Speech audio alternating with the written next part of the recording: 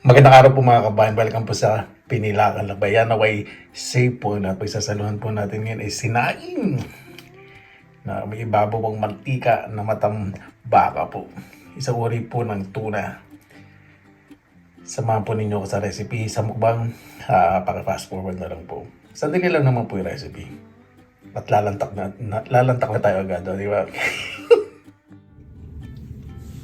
Ang style naman po ng sinaing, napakarami pong versions. Pero pag sinaing po talaga, asin lang po talaga nilalagay. Hanggang sa lumambot ng lumambot at tulutuin po sa kahoy. Pero ngayon, medyo gagawin ko pong medyo special na bagya. Iba po syempre naglalagay po ng taba sa ilalim. Gagawa po ako ng liempo. Gagawa tuloy. Maglalagay po ako ng liempo na maninipis po ang hiwa. Ipiprito ko po muna. Hindi po yung sobrang prito-prito Yung medyo palalabasin ko lang po yung mantika para pag nilagay po natin yung isda at dahan-dahan po natin niluto, mas lalasa. Pag magpiprito po kayo, pinakamaganda, lagyan nyo na po ng konting asin para mabilis po mag-release ng liquid. Okay lang po kumalat sa kawalit po yan. Kasi pag nilalagay nyo po yung piniprito po ninyo, mas mabilis pong maluto. Ayan po, makikita nyo na po, napiprito na po ang bagya. Yung medium low heat ko na po. Ilalagay ko na po dahan-dahan yung ating tuna. Ano po yata ito natambakan na tuna. Kasi iba po yung yellowfin Tulingan po yung ibang yellowfin. Pakikorek na lang po ako Hindi po ako expert pagdating po sa isda. Alay ko po. Maglalagay po akong bawang. Gusto ko po ito, lalo na pag sobrang lambot na. Yung bawang na po. Ano po ninyo? Pipigain. Mas lagay po tayong sila. Ito medyo maanghang din po ito. Ayoko po masyadong anghangan. Lalagay din po ko ng green na bell pepper po. Hindi ko po alam kung anong variety po ng sila ito. Pero lasang bell pepper po. Na manalis-nalis din. Maglalagay na po ako ng tubig. Hindi naman po masyadong madami. Lagay tayo ng konting asin kanina pero lagay pa rin po tayo para mas mabilis mag-release po ng flavor yung sili, bawang at isda. Lalagay po ako ng paminta. Iba po hindi naglalagay.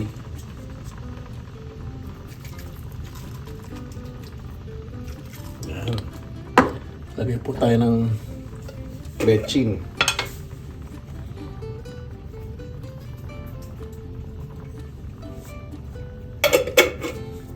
Tatakpan lang po natin yan. Low heat na po natin hanggang sa lumambot. Hintayin ko po medyo mag-overflow po yung liquid. Tapos kuha po ko ng sandok. Medyo bubus-busan ko para yung flavor mas lumasa sa isa't isa. Ayan po mga kababayan. Luto na po o diwa. Napakaganda po na itsura after less than 3 hours. Pero, ay minatira, init ko po hanggang sa lumambot po yung tinik. Pakabango po Ready na po, kain na po tayo. Mabuhay yan! Maraming salamat naman po sa Panginoon. Sama-sama naman po tayo na way safe po ang lahat. Bago tayo magsasalamatan po muna natin ang Panginoon. Panginoon, maraming salamat naman po sa biyaya minibigay po. Sa amin na ibigay at bibigay. Huwag yung bawat isa puligtas. At lalo na po na ang kanilang mga mahal sa buhay. Huwag yung bawat po ay may napapagsaluhan po sa pagkainan. Makikigabay po ang mga pamilya po namin na malayo po sa amin. Naway kaligtasan po hiling po namin. At lahat po ng pinagdadaan may sakit at problema, gumaling po Panginoon. Kayo po bahala po sa amin. Sinusuko na po namin sa inyo lahat sa ngalan ni Jesus. Pasensya na po, nakabulit po ako. Pag nagluluto po kasi ako ng ganito, maamoy po dito sa loob.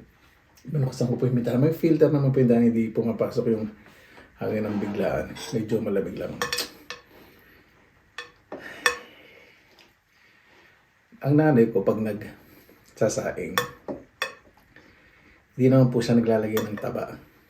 Simple lang din po. Kamyas ang iniilalim niya. Napakasarap. Marami naman po mga versions, di ba? Pero isa na yung asin lang po talaga. Kasi itong isda na kahit anong tuna, napakalasa. Matakot na ako sa amoy pa lang.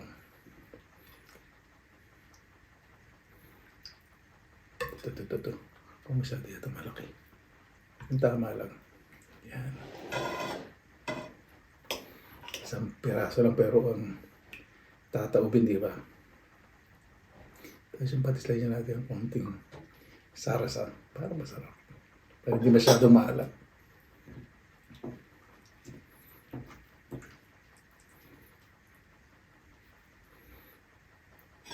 Pagod natin itong sili. Diba? Pag-iinit ko po yan, nilagay ko na po dito sa baking dish, sa oven na lang. Para mas malambot po yung matinik.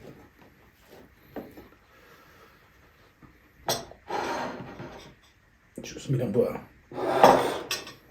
Tipid ko lang bagay itong sausawan natin.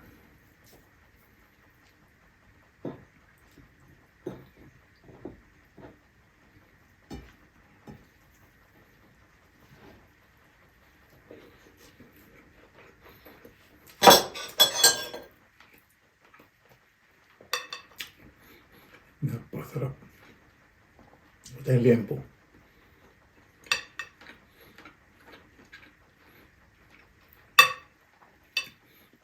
Sobrang dinamdam na ng sarsa.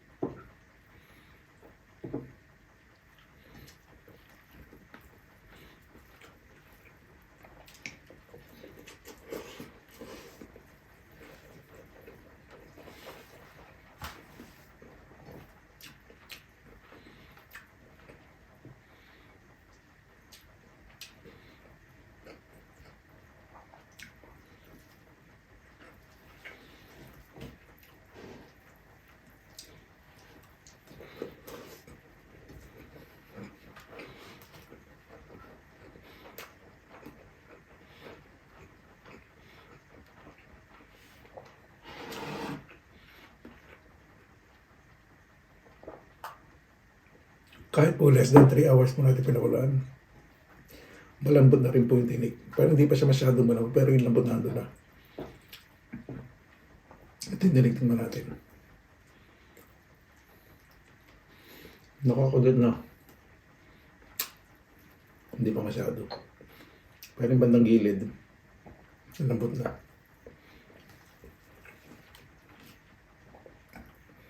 Yummy.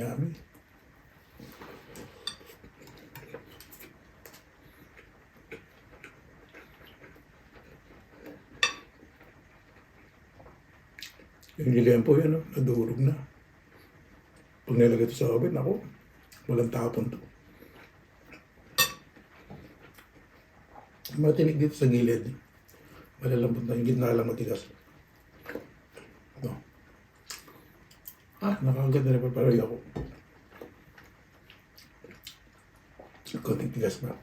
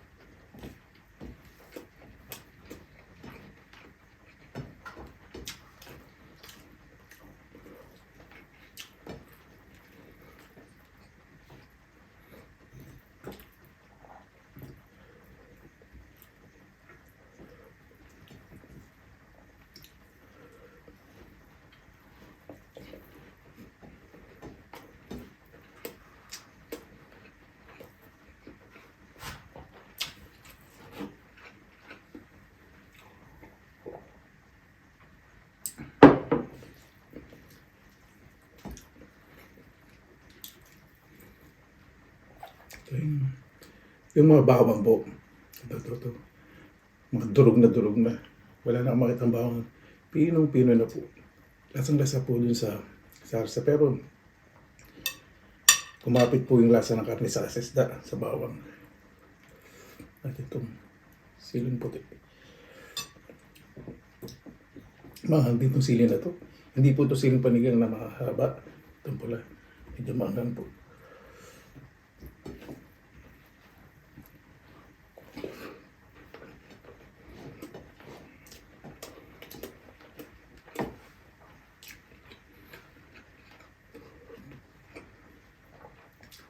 Ito yung literal na sarsa palang ulam na ilalagay ko po sa freezer yan.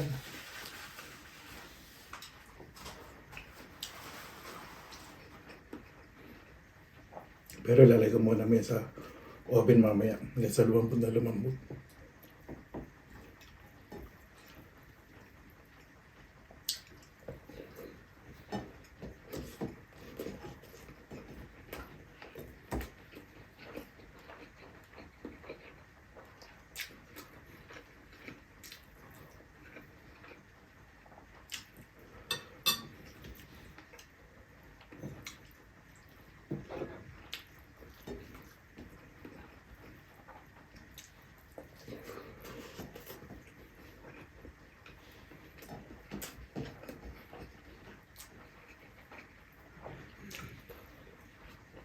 Sarap.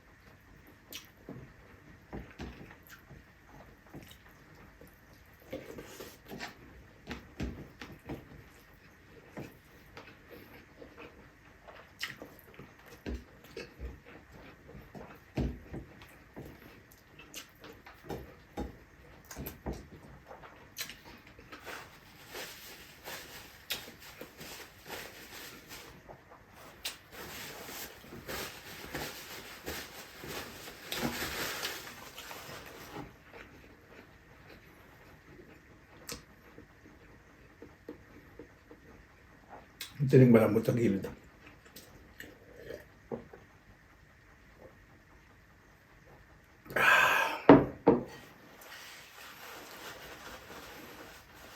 Ano po, bago tayo matapos, pasalamatan po muna natin ang Panginoon. Panginoon, maraming salamat po sa biyaya po sa amin ito na po yung bawat sa puligtas. At mas maging mapagkumbaba. Mahalin po ang pamilya, lalo na po ang mga magulang. Dahil kahit ano po mangyari, ang magulang po talaga hindi po makakatiis sa mga anak. Kaya na po bahala po sa amin. Sinusuko na po namin sa inyo lahat sa kanila ng Jesus. Amen. Paano po? Maraming salamat na po sa inyong oras na ito sa pinalakalabay. Basta lagi pa tayo positive vibes, good vibes. God bless. God po lagi mga araw. Laban lang.